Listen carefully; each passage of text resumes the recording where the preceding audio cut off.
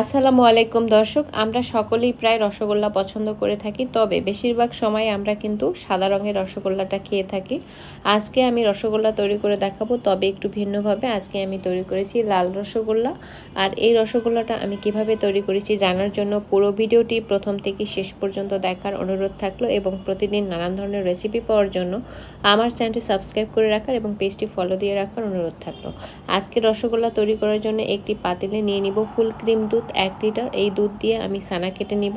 দুধ যখন ফুটতে শুরু করবে ওই পর্যায়ে আমি দুধের মধ্যে 2 টেবিল চামচ ভিনেগার, 2 টেবিল চামচ পানির সাথে মিক্স করে চুলাটা বন্ধ করে পর্যায়ক্রমে মিশিয়ে ছানাটা তৈরি করে নিয়েছি। আর ছানা তৈরি হয়ে গেলে সাথে সাথে আমি ছেঁকে ঠান্ডা পানি দিয়ে ধুয়ে 1 ঘন্টার মতো ঝুলিয়ে রেখেছিলাম। তারপরে ছানাটা আমি একটি প্লেটে নিয়ে আধা টেবিল চামচ ময়দা নিয়ে হাত দিয়ে ডলে ডলে একটা সফট ডো তৈরি করে নিয়েছি।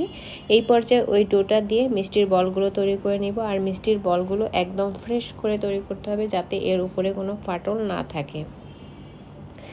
এখন আমি আরেকটি পাতিলে আমি নিয়ে নিব শিরা তৈরি করার জন্য পানি। আমি পানি নিয়েছি প্রথমে 2 টেবিল চামচ।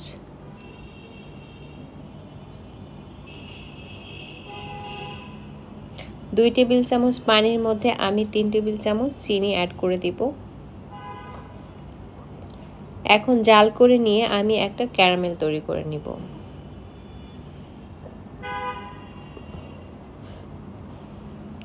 যখন চিনিটা ক্যারামেলের আকার বা ক্যারামেলের রং ধারণ করবে ওই পর্যায়ে এখানে আমি অ্যাড করে দিব পানি।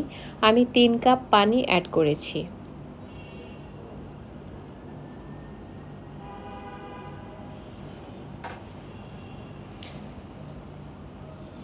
3 কাপ পানি পর্যায়ক্রমে অ্যাড করে দেওয়ার পরে 3 কাপ পানির সাথে আমি চিনি অ্যাড করব 1 কাপ।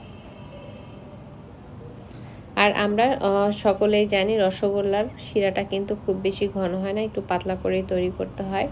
তবে আমি 1 কাপ চিনি অ্যাড করে তারপরে জাল করে নিব একবার বলক আসা পর্যন্ত।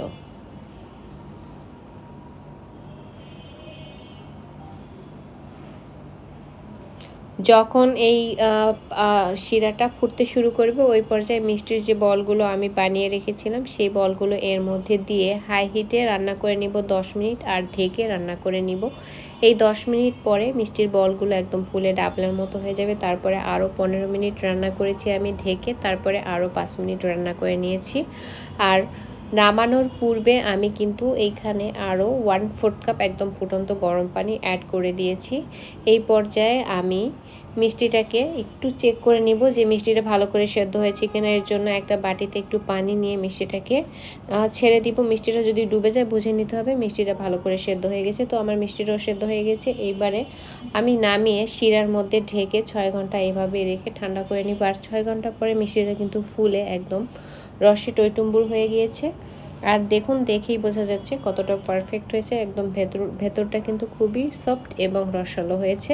তো আজকের লাল রসগোল্লা তৈরির আমার এই সহজ রেসিপি যদি ভালো লাগে আমার চ্যানেলটি সাবস্ক্রাইব করে রাখবেন, পেজটি ফলো দিয়ে রাখবেন এবং নিয়মিত লাইক কমেন্টে শেয়ার করে আমার পেজের সঙ্গেই থাকবেন। সবাই অনেক অনেক ভালো থাকবেন। আল্লাহ হাফেজ।